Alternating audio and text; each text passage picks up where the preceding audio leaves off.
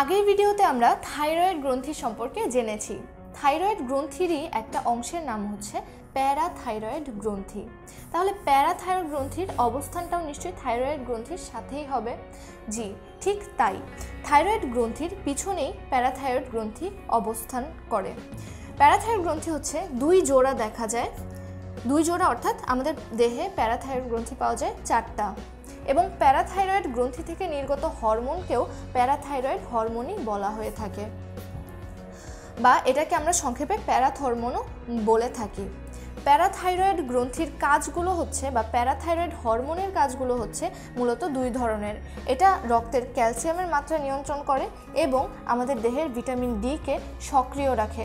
ক্যালসিয়ামের মাত্রা নিয়ন্ত্রণ করার মাধ্যমে কিন্তু এটা আমাদের রক্তে থাইরয়েড গ্রন্থির মতোই কিছুটা কাজ করে থাকে, এবং এটা হচ্ছে আমাদের দেহের ভিটামিন ডি সক্রিয় রাখে। আমাদের দেহে ভিটামিন ডি যদি না থাকতো, সক্রিয় না থাকতো, তখন হচ্ছে আমাদের দেহের ভিটামিন ডি এর অভাবে রিকেটস নামক এক ধরনের রোগ দেখা যেত, যেটা হচ্ছে হাড় ক্ষয় বা হাড়ের এক ধরনের ব্যাধি। তো এই রোগটাই যাতে না হতে পারে সেই চেষ্টাই করে হচ্ছে প্যারাথাইরয়েড গ্রন্থির থেকে নির্গত প্যারাথাইরয়েড হরমোন।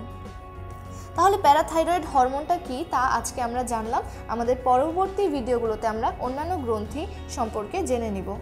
সবাইকে ধন্যবাদ, আজকে এই পর্যন্তই।